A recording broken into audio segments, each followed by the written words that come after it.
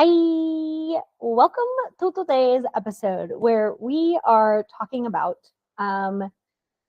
thoughts and beliefs and programming that is not helpful and how to yeet those bitches out the window.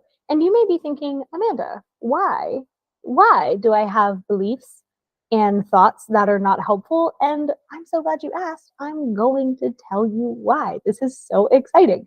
Um, so children know nothing of the world, of course. They are just born and they have to learn this whole complicated mess called being alive. And parents, in order to keep their children alive, have to teach them how to human. And because children are like little sponges, they soak everything up. So until children are about 6 years old, they exist in a theta wave state, which is essentially a subconscious wave state. Their subconscious is online, wide open, and it takes everything as it takes everything as truth, which is why you can tell a young child that Santa Claus exists, that the Easter Bunny exists, that Elf on a Shelf is real, and they will just believe it. And you'll notice kids will start to stop believing in Santa Claus around 7, 8, 9 years old.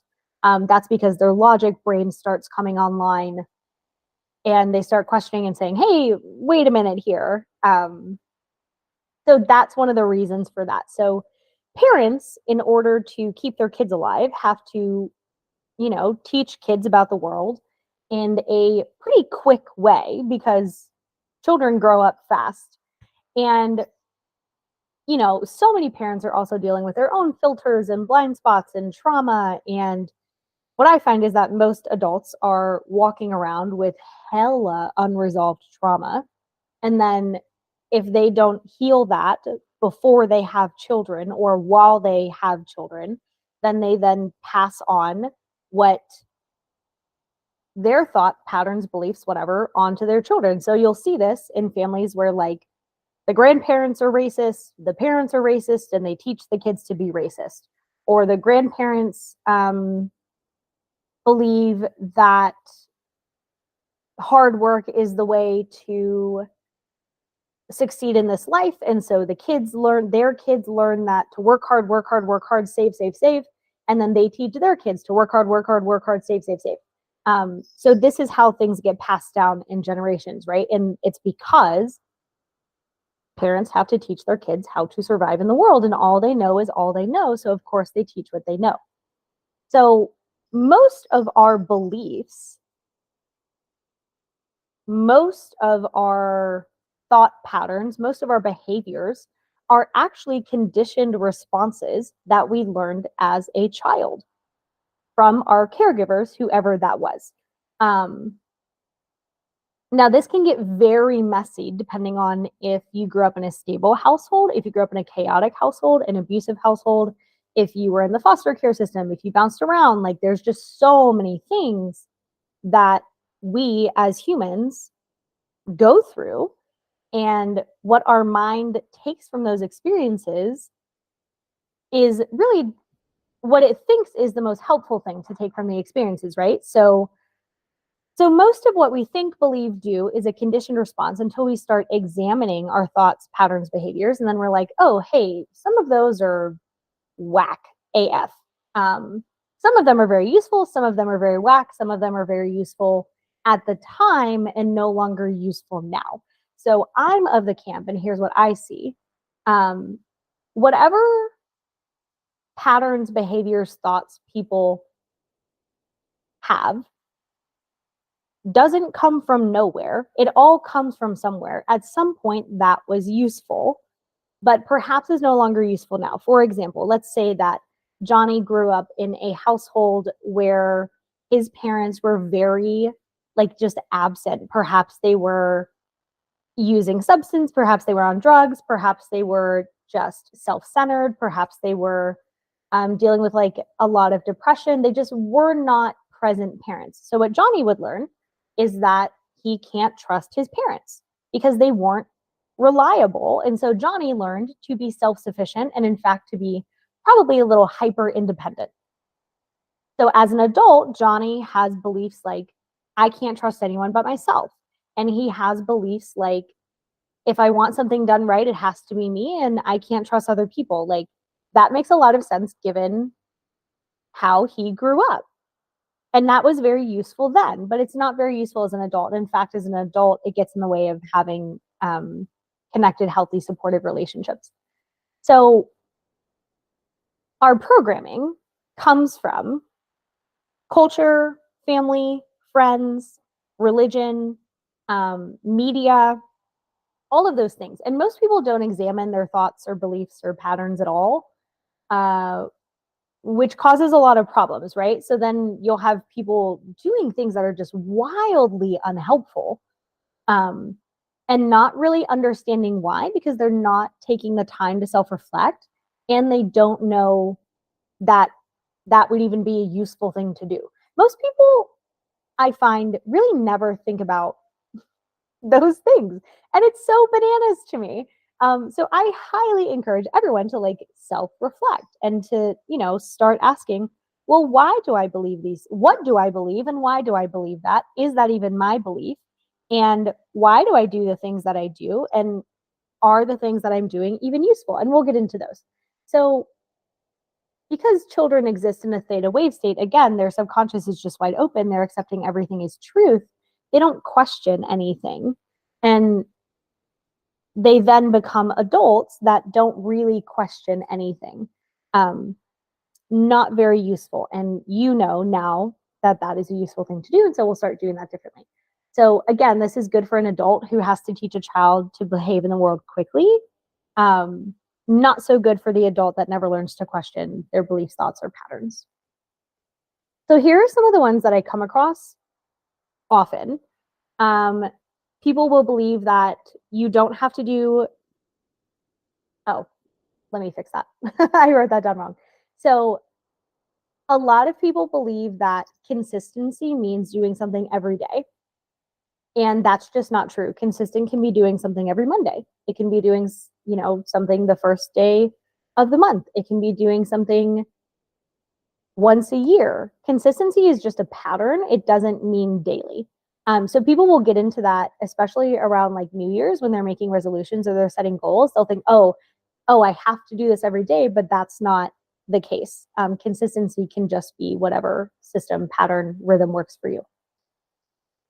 This is one I run into a lot with couples, is that they think their partner has to be on their same schedule in order for the relationship to work. And that's not necessarily true. Now, it's pretty difficult if they have opposite schedules, like one person works night shift and the other works day shift, and like they're always kind of in passing.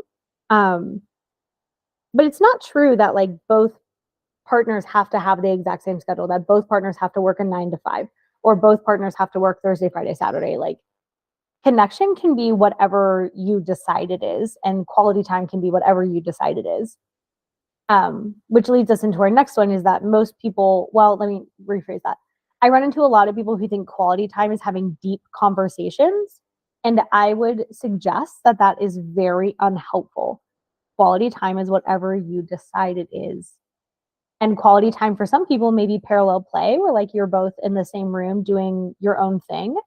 And it may be deep conversations, but life can't be all deep conversations, right? Like, just go play a game of pool. That can be quality time also. Or cooking dinner together, or breakfast or lunch, or any meal that you would like together. Or hanging out in the same room and doing your own thing. Like, all of that can be quality time if you decide that that is quality time. I run into, this one is especially common as a trauma wound, is a lot of people believe that love is earned. And it's not. Love is freely given. Now, it is conditional, but it does not have to be earned. So when I say love is conditional, and here's the other thing a lot of people believe that's also wonky. A lot of people will say, but love is unconditional. It doesn't matter what they do, I'll love them. And it's like, that's not necessarily true. I can love someone, and if I saw them beat my dog, the love is lost, friend. Like, it is severed, it is lost, goodbye, no longer love is present, see you later. So love actually is conditional. Acceptance can be unconditional. I accept who you are and what you do. It doesn't mean I want that person in my life. It doesn't mean that what they're doing is okay, only that I accept it. I'm not going to fight it. I'm not going to pretend it doesn't exist. I'm not going to pretend it's not real. Everything is what it is. It's not what it's not. And acceptance is unconditional. Love is actually conditional. And it does not have to be earned, it's freely given. And so that is going to set a lot of people free. Love is not earned, it is a gift with no strings. A lot of my clients also think that they need quote unquote permission to do what they want to do. And in fact, they'll ask me, like, is this okay that I do this? And I'm like, I don't know, is it? I think they hate when I do that. But I can't tell you what to do with your life. I'm not the person who lives with the consequences. I may explore options, I may make a suggestion, but the choice is yours and yours alone, my sweet darling croissant. So you don't need permission to do what you want to do. This is your life. The consequences are yours, which also sets a lot of people free. You get to choose. You get to choose everything, but know that when you make a choice, you also choose the consequences of that choice. Both are yours. I find that a lot of people have the belief that just because someone disagrees with their choice means it's the wrong choice, or the opposite may also be true. Just because someone like supports a decision means that they agree with it. So neither of those are true. If someone, like, let's say when I wanted to move to North Carolina, right? A lot of people thought I was insane. And they were like, that decision is insane. And I was like, yeah, okay, that's cool. I don't care. A lot of people disagreed with me. It didn't make my choice wrong. In fact, I knew it was the right choice. So just because someone disagrees with the decision you're making does not mean that your decision is the wrong decision. Now, depending on who's telling you and their intention, it can be worth listening to. Like, I'm much more likely to listen to an opinion from my parents than I am a stranger at Walmart. Like, I don't know that person, they don't know me. Why would I listen to that opinion? But my parents do know me, and I know that they have my best interest at heart. So that would be worth listening to. But again, disagreement doesn't mean it's the wrong decision. And on the flip side, telling a friend, hey, I support you, doesn't mean that you agree with their decision. Like, for example, let's say that Sally has a friend who is in a really crappy relationship, and her friend gets pregnant, and she's like, I want to support my friend. She wants to support her friend, but she doesn't like her friend's partner, does not endorse their relationship, and in fact thinks that her friend's partner is a dumpster fire. It's okay that Sally supports her friend and says, hey, like, I support you, I'm happy for your pregnancy, I know that you've wanted to get pregnant for a long time, I'm very happy for you, which does not mean that she supports all of her friend's decisions, only that she's supporting her in that way.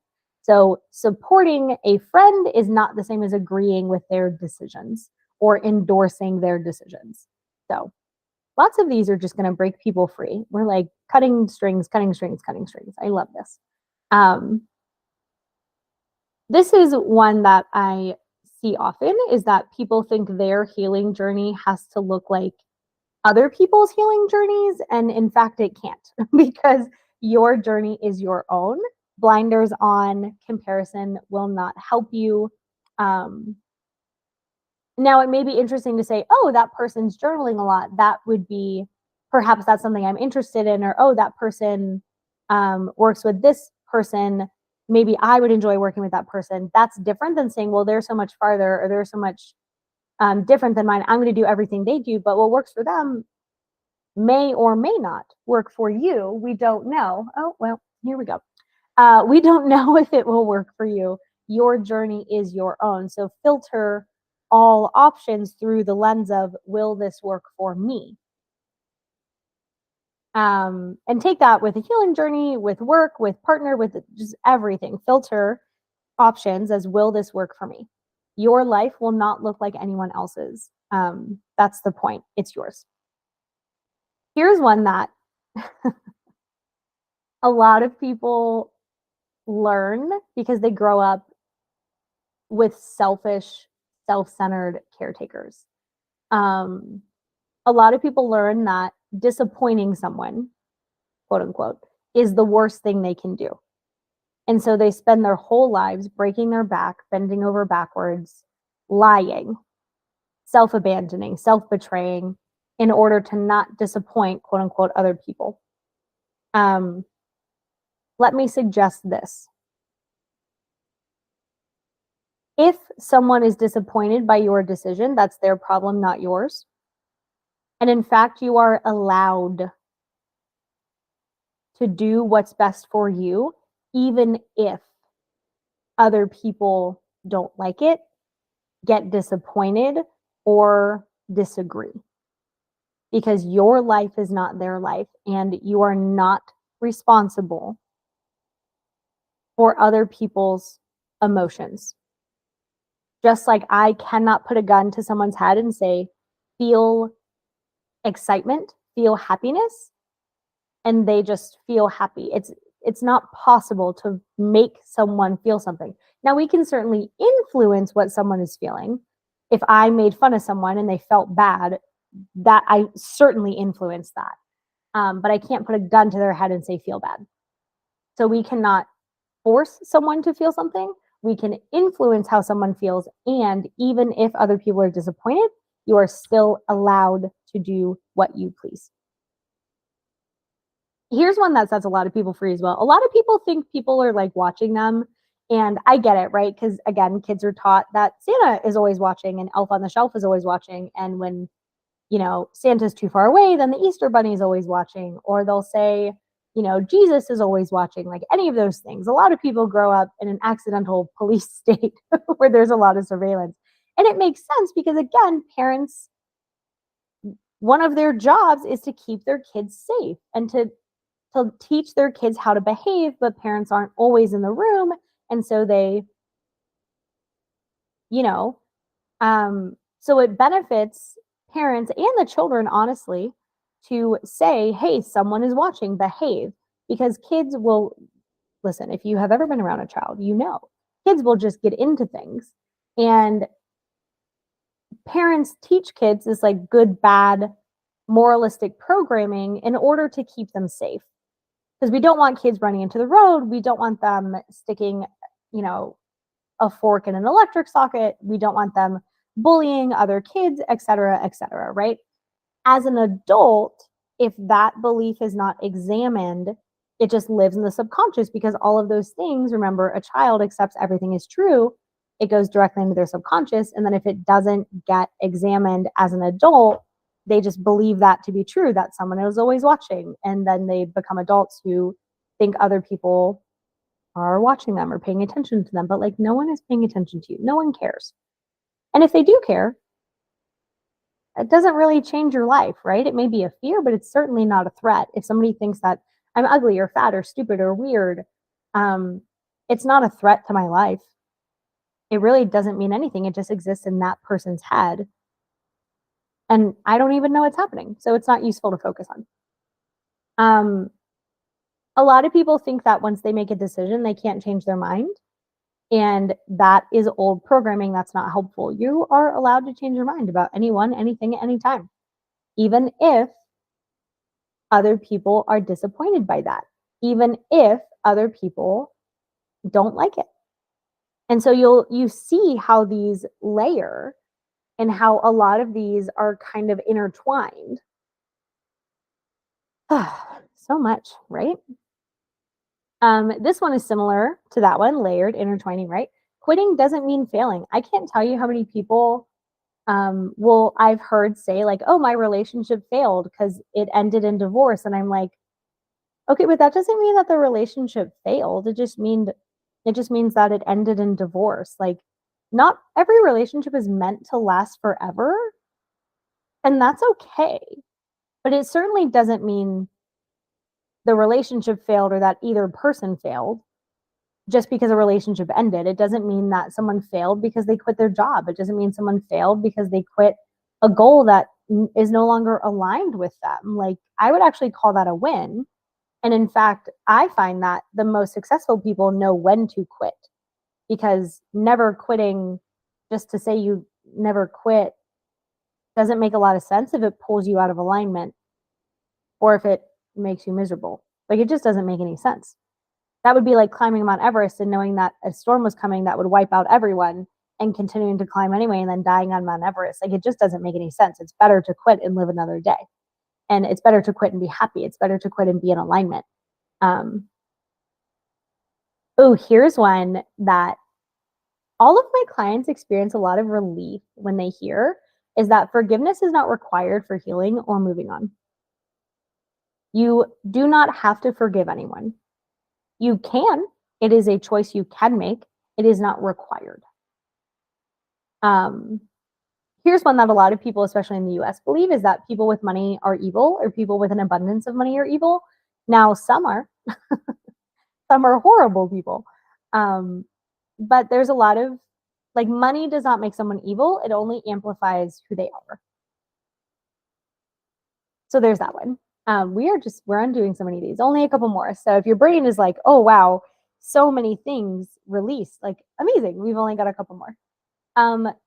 This is one I tell people that they sometimes don't believe me at first, but come to know is true, is that life doesn't have to be hard. But if all that you've ever seen is people who believe and in fact make true that life is hard, then it makes sense that, like, that would be a belief. If all I knew was, if I grew up in a house that spoke Spanish, I would speak Spanish as an adult, right? So, like, the beliefs that are in the house when we're children become the beliefs, unconscious beliefs that adults carry, which is why we want to examine them. But a lot of people believe that life is hard and life is miserable, and it's just not. It's not. It doesn't have to be. Is life sometimes painful? Yes, of course. Does it have to be suffering? No, absolutely not. Like, it's a Buddhist saying that says pain is inevitable, suffering is optional. That is a much more helpful belief than believing that everything is pain and suffering. Like, that just, it doesn't help anybody. Yeah, there we go. Yay, exciting. So how do we, you may be thinking, okay, Amanda, that's all well and good, and that was super helpful, but I'm not quite sure how to examine my own beliefs and to break them. And, like, I'm so glad you asked. I'm going to tell you right now. You start first, step one is to witness your thoughts. So we are not our thoughts. We are the thinker experiencing our thoughts, which is why we can have a thought and not act on it. For example, sometimes I think I would like to hit this bitch with my car and I don't do it. Yay them, and also yay me, because I don't think I would do well in jail. Although I do think we would take it as like a social experiment and be like, okay, how many people can I manipulate? And, like, maybe it would be my own little secret, like, mastermind cult. But anyway, yay for them and yay for me, because I can have a thought, I'd like to hit this bitch with my car, and not follow through with it. They live, I live, everyone goes on to have a good time. So we are the thinker behind our thoughts, which means we can witness our thoughts and, in fact, choose which thoughts to feed. We cannot choose what we think. We can choose which thoughts to give energy to. Let me repeat that. We cannot think, we cannot choose what we think. We can choose which thoughts we pay attention to and give energy to. For example, it is not useful to give energy to the thought, I want to hit this bitch with my car. It is useful to give energy to the thought, I hope they have the day they deserve, and to go on about my merry way. So step one is to observe our thoughts. Then step two is to question and assess if your thoughts are helpful. Not as interested in true as I am very interested in what's helpful. It is a helpful thought to think that life can be easy. Is it easy all the time? No, but if that's helpful, if it gives you energy, fuck yeah, think it. It is helpful to think that I'm capable of doing things. It is helpful to think that people are generally kind, and that is a much more helpful thought. So start questioning and assessing if your thoughts are helping you. Are they helping you get more of what you want? Are they helping you be who you want to be? Are they helping you reach your goals? If they're not helpful, you can change them. So if you've been thinking, like let's say that Jane has been thinking that she'll never find a good job. And so all she sees are bad jobs. Well, she only sees that because she's been thinking that she'll never find a good job. It would be much more helpful for Jane to think that, of course, she'll find a good job. It's only a matter of time. Because what we look for, we will find. So if Jane starts looking for and believing that she will find a good job, she will inevitably find a good job. So much more helpful. You can write down a list of things you believe to be true and start looking at them and saying, okay, is this even my belief? Do I really believe this? That will be a very interesting exercise. Anytime you say or think the word should, that's an unconscious belief. Well, people should know better. Okay, well, people shouldn't molest children, but they do. So that actually is a belief. I don't believe people should molest children. Sometimes it's your belief, sometimes it's not, but it's helpful to be on the lookout for should so you can assess. And the last one is take a look at the actions you've been taking and assess if they're getting you where you want to be. For example, if I have a goal of going to the gym at 5 a.m. and I stay up scrolling TikTok until 1 a.m. every night, that is not a behavior that is getting me where I want to be. And so it's not useful. Now, perhaps I grew up in a household where physical health was not valued, where people were like, oh, you can't get healthy anyway, it doesn't matter. So, okay, well, then that becomes an unconscious belief, right? So assess if your actions are getting you closer to where you want to be. And that is how you become very good at challenging and then changing unhelpful beliefs, thoughts, patterns, programming. So, very excited for you to do that. Your life is about to change once you start doing it. And if you want some support with that, Exhale and Release is the program for you. Get on the wait list. Waitlist gets the discount. So I would definitely do that. And yeah, so start there. Start there. You'll definitely start making changes, start noticing changes, and life gets better. So, okay, go have the best day. I should probably tell you where to find the waitlist. The waitlist is on exhaleandrelease.com. There are 2 tracks, a first responder track and a healing track. If you're a first responder, you get both. If you're not a first responder, the healing track is the one for you. Okay, go have the best day.